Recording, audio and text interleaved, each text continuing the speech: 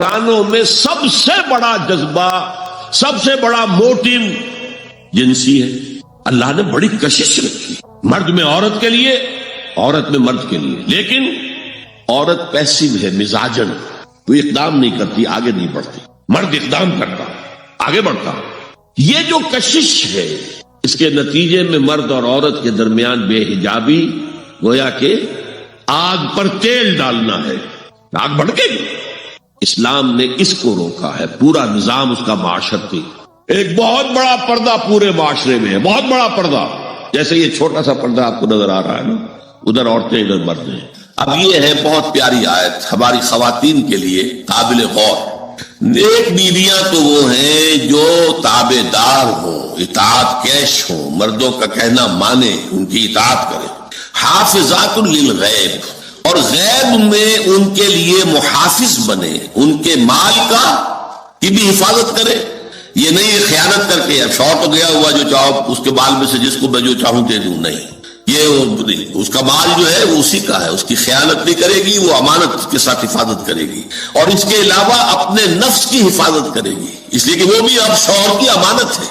اب اس کا جو بھی جنسی معاملہ ہے وہ اس کے اپنے اختیار میں نہیں رہا، اس کو مل کے بزا کہتے ہیں ہماری فقہ کے اندر، کہ در حقیقت اس کا اختیار کامل اب شوہر کے ہاتھ میں آ چکا ہے، اس کے جنسی اعضاء جو ہے وہ شوہر کے کنٹرول میں ہے، مل کے بزا، ملکیت گویا کہ اس کی ہے، لہذا اس میں کوئی خیانت اگر وہ کر رہی ہے تو وہ بھی اس کے خلاف ہو جائے گا معاملہ۔ فالصالحات قانتات، تو نیک بیویاں وہ ہوتی ہیں جو تابع دار ہو، فرما بردار ہو، اور غیب میں یعنی شوہروں کی عدم موجودگی میں، جبکہ موجود نہیں ہے، حفاظت کرنے والی ہوں، اور وہ حفاظت مال کی بھی اور ان کا اپنے نفس کی بھی۔ اور یہ کام آسان نہیں ہے، آپ کو معلوم ہے، شوہر کبھی 4 مہینے کے لیے باہر چلا گیا ہے، کبھی 1 سال کے لیے باہر چلا گیا ہے، عورت کے لیے اپنے نفس کو تھامے رکھنا، اپنی جنسی خواہشات کو، فرض جوان عورت ہے، اس کی بھی تو نفسانی خواہشات ہیں، تو آسان کام نہیں ہے۔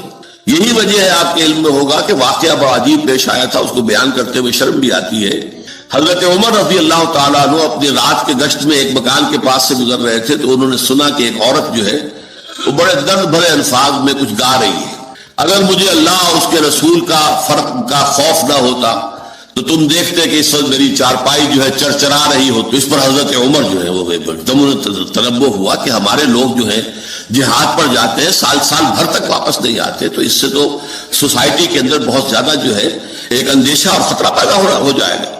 تو انہوں نے اب دیکھیے یہ بات بھی کہ دین میں کوئی شرم اور حیا اس معاملے میں نہیں ہے، کہ اپنی بیٹی سے پوچھا، حضرت حفصہ سے، اب وہ بیٹی بھی ہے اور ام المومنین بھی ہے، حضور کی اہلیہ ہے تو ام المومنین ہے، لہذا حضرت عمر کے لیے بھی ماں کے درجے میں ہے، اگرچہ ہے حضرت عمر کی صاحبزادی، کہ تم مجھے بتاؤ حفصہ، ایک عورت زیادہ سے زیادہ کتنے عرصے تک صبر کر سکتی؟ اور کوئی قباحت محسوس نہیں کی حضرت حفصہ رضی اللہ تعالی عنہا نے، کہ 4 مہینے۔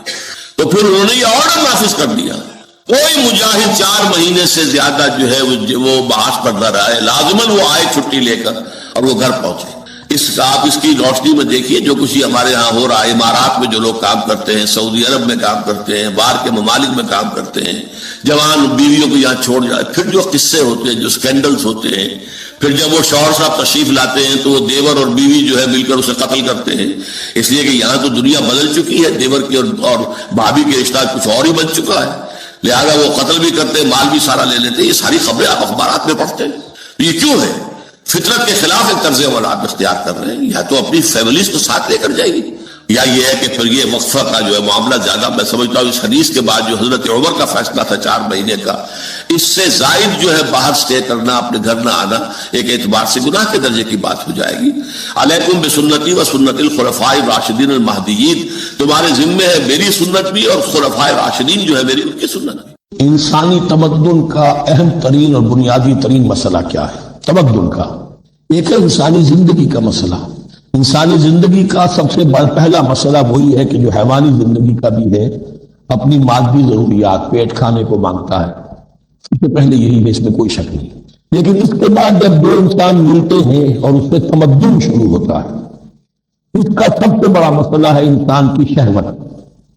اللہ نے 2 جنسیں بنا دی ہیں، مرد ہیں، عورت ہیں، اور ان دونوں کے درمیان تعلق سے نسل آگے چلتی ہے۔ اب اس معاملے کو کیسے ہارنس کیا جائے، کیسے منظم کیا جائے، یہ جذبہ بہت پوٹنٹ ہے. جو فرائڈ نے کہا ہے، بس یہ سمجھیے کہ ذرا زیادہ مرچ مسالہ لگا دیا، ورنہ اس میں کوئی شک نہیں کہ یہ بہت ہی پوٹنٹ جذبہ ہے انسان کا. انسٹنکٹ جو ہے، سیکس کا انسٹنکٹ، وہ بہت مضبوط ہے، بہت قوی ہے. لیکن جو شاید جتنی قوی ہو اتنا ہی اسے پھر جو گھوڑا جتنا منظور ہو اتنا ہی اس کو لگام دینا جو ہے وہ آسان نہیں ہوتا، اس کے لیے پھر مشقت کرنی پڑتی ہے. تو اب اگر کوئی سیکس کو اوپن کر دیا جاتا، کھلا سیکس، فری سیکس، آج کل یہ لفظ استعمال ہوتا ہے، فری سیکس، کیوس ہوتا، تمدن میں فساد ہو جاتا. اس کے لیے شادی کا معاملہ کہ ایک عورت کا ایک مرد کے ساتھ رشتہ رہے، سب کو معلوم ہو یہ اس کی بیوی ہے، یہ اس کا شوہر ہے، تاکہ اس طریقے سے نسب کا معاملہ بھی چلے اور ایک خاندانی ادارہ وجود میں آئے. ورنہ تو خاندانی ادارہ میں کیسے وجود میں آئے گا؟ فری سیکس میں تو خاندانی ادارہ وجود میں آ ہی نہیں سکتا. تو شادی کا، نکاح کا یہ رشتہ جو ہے یہ اللہ تعالیٰ نے اختیار کیا اور یہ انسانوں کو سکھایا. اور آج کی دنیا میں تو جو یہ مرد و عورت کی مساوات کا سلسلہ ہے، یہ شیطان کا سب سے بڑا فلسفہ اور معاشرے میں فساد اور گندگی پیدا کرنے کا اس کا سب سے بڑا ہتھیار ہے. اور اب جو کچھ رہی صحیح اقدار ہماری ایشیا کے ممالک جو ہے، زیادہ تر مسلمان ممالک ہیں، ان میں خاندانی نظام کی جو بچی کچی شکل رہ گئی ہے اس کو برباد کرنے کے لیے یہ قاہرہ کانفرنس اور بیجنگ کانفرنس، اس ایشیا کا گھیراؤ دونوں طرف سے، مشرق سے مغرب سے، کہ عورت کو آزاد کرو، عورت کو اٹھاؤ، ایمنسپیشن کے نام پر، آزادی کے نام پر، اور مرد و عورت کی مساوات کے نام پر، تاکہ خاندانی نظام ٹوٹ کر رہ جائے جیسے کہ ان کی حق ٹوٹ سکا. خاندانی نظام میں، یہ کلنٹن صاحب نے کہا تھا اپنے سال 9 کے میسج میں کہ ان قریب ہماری قوم، امریکن نیشن، بہت جلد اس کی اکثریت حرامزادوں پر مشتمل ہوگی، born out of wedlock, جو کسی شادی کے نکاح کے نتیجے میں تو وجود میں نہیں آئے، زنا کے نتیجے میں وجود آئی ہوئی قوم ہوگی. ون پیرنٹ فیملی رہ گئی ہے، ماں ہی باپ ہے اور وہی ماں ہے، اور وہ دونوں وہ جانتے ہی نہیں. اب وہاں بڑی ایک مہم اٹھ رہی ہے کہ ہر انسان کا حق ہے مجھے معلوم ہو کہ میرا باپ کون ہے. وہاں تو بہت سے لوگ پتہ ہی باپ کون ہے، میرا کیا پتہ. یہ تباہی ہے جو اس معاشرے پر آ چکی ہے، اور ہمارے ہاں بھی لوگ اسی معاشرے کی نقالی بن کرتے. میں قانون قابل بہی، اور وہ عورتوں کے ایام ماہواری کے بارے میں آپ سے سوال کر رہے ہیں. قل هو اذن، کہہ دیجیے وہ ایک ناپاکی بھی ہے اور ایک تکلیف کا مسئلہ بھی ہے. فاعتزلوا النساء فی المحیض، تو حیض کی حالت میں اگر تمہاری بیویاں ہوں تو ان سے علیحدہ رہو، مقاربت نہ کرو. ولا تقربوهن حتى يطهرن، اور ان سے مقاربت نہ کرو یہاں تک کہ وہ پاک ہو جائیں. فإذا تطهرن،